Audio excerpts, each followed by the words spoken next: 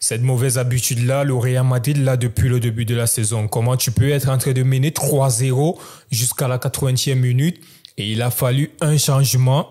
Eder Militao qui sort. Les gars, je ne veux plus jamais entendre parler de Valero au Real Madrid. C'est fini. Là, juste avec ces 15 minutes jouées, on a vu pourquoi il était au banc. Les gars, on a vu des joueurs arriver au Real Madrid et quand même s'imposer dans d'autres équipes. On a vu à l'époque avec Raúl Albiol. On va mettre Valero de côté et faire un débrief objectif. Let's go. 7e journée de Liga, Real Madrid face au Deportivo Alavés.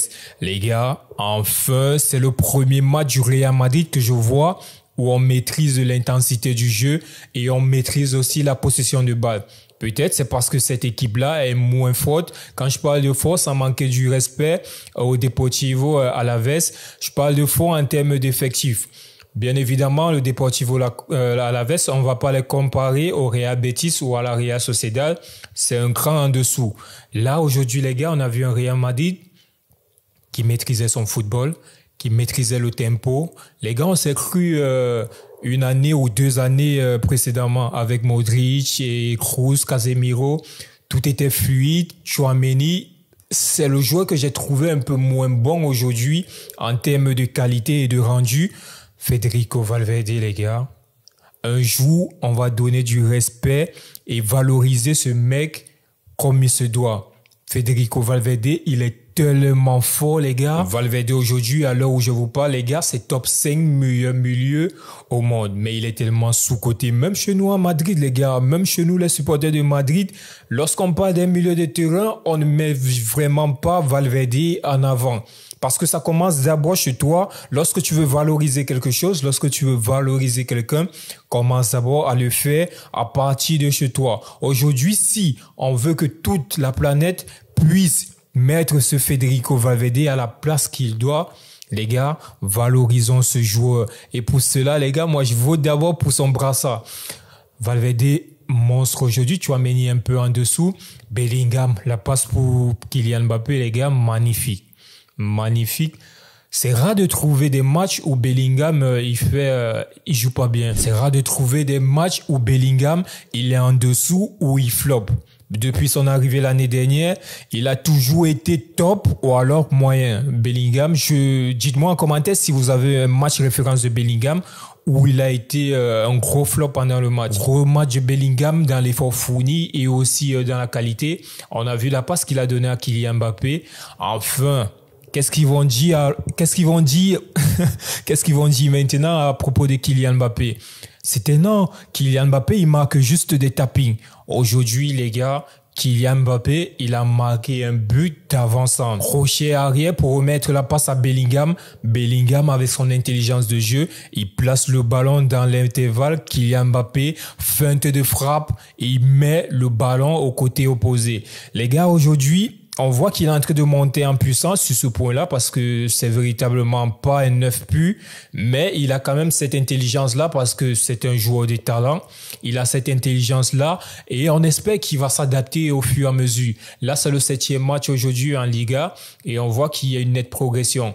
Aujourd'hui, ce Kylian Mbappé-là, c'est le Kylian Mbappé qu'on veut voir tout au long de la saison.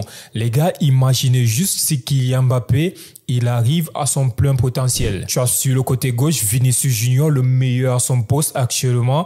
Tu as en avant-centre un Kylian Mbappé, mais le gros problème se pose du côté droit. Aujourd'hui, le plus gros problème du Real Madrid, c'est pas la défense, c'est pas le milieu de terrain, c'est le côté droit. Ce côté droit-là avec Rodrigo, les gars, aujourd'hui, il accepte de jouer en tant qu'ailier droit parce qu'il a besoin de temps de jeu, il a besoin de ce rythme-là. Mais sinon, les gars, on sait tous que son poste de prédilection, c'est en tant qu'ailier gauche. Et aujourd'hui, on voit il a du mal lorsqu'il évolue de ce côté-là, du côté droit de l'attaque. Le match de dimanche en Liga, on a vu lorsque Vinicius Junior était sur le banc, comment Rodrigo était flamboyant. Mais le problème, c'est que lorsque le Rodrigo, il est sur le côté gauche, il ne prouve pas à Carlo Ancelotti et au staff que il est vraiment efficace. Parce que là, le match dernier, on l'a fait jouer à gauche. Il a démontré certaines choses, mais il n'a pas été efficace. Lorsque je parle d'efficacité, c'est en termes de but. Aujourd'hui, si tu veux gagner ta place en tant que titulaire du côté gauche au Real Madrid, tu dois montrer à ton coach que tu fais mieux que celui qui est titulaire à ce poste, qui est Vinicius Junior. Et là, c'est très compliqué, les gars. C'est très compliqué de voir un attaquant, un ailier, actuellement sur cette planète qui est meilleur que Vinicius Junior. Cette saison, après Manchester City et le Bayern Munich, c'est le Real Madrid qui a le plus gros potentiel en termes d'effectifs. Les gars, imaginez-vous juste que cet effectif-là, avec le retour de Camavinga, Alaba et aussi de Ceballos, qui peut être une bonne doublure lorsque il y aura beaucoup de matchs. Parce que là, je vous rappelle, si on va au bout de toutes les compétitions dans lesquelles nous sommes en course, nous avons pas moins de 72 matchs. Aujourd'hui, l'effectif aussi du banc de touche va être très important. Et on voit qu'on a un banc de touche très gagné avec des joueurs comme Hendrick qui peuvent entrer à tout moment, Arda Güler, tu as Brahim Diaz aussi qui va revenir de blessure, il y a Ceballos, il y a Gol, il y a Lunin. Les gars, ce Real Madrid-là peut vraiment affronter les 72 matchs qu'on a tout au long de cette saison. Lorsque le Real Madrid revient en deuxième mi-temps, on a toujours ce boost-là. Et les gars, ça ne date pas d'aujourd'hui, c'est depuis les Cristiano Ronaldo. Moi, à l'époque de Cristiano, Benzema, Gareth Bale, Casemiro, Kroos, lorsque le Real Madrid était mené, les gars, je n'avais pas de crainte parce que je savais que il y a un temps où le Real Madrid, c'est comme les moteurs diesel, tu vois. Ils mettent du temps avant de vraiment se lancer. On a ce problème-là depuis, mais lorsque tu connais la profondeur de ton banc de touche et de ton effectif aussi, la qualité de ton effectif, les gars, tu ne crains pas. Et c'est comme ça depuis des années avec le Real Madrid. Jusqu'à aujourd'hui, ce qu'il nous faut, c'est une stabilité au milieu de terrain. Et on a un Camavinga qui va revenir de blessure. On espère juste que là, ça va être le gros casse-tête pour Carlo Ancelotti parce qu'il aura Tchouaméni, Camavinga, Federico Valverde et Jude Bellingham. Les gars, il faut 3 titulaires. À part s'il repasse sur un 4-4-2 avec un milieu en losange, il va mettre Tchouaméni en 6. Il va mettre Valverde et Camavinga sur les côtés en tant que relayeur, Bellingham en 10 et l'attaque Mbappé et Vinicius Junior. Mais les gars, le sacrifié sera encore une fois de plus Rodrigo. Et je ne suis pas sûr que Carlo Ancelotti, il veut se créer des problèmes maintenant ou alors créer des problèmes à son staff.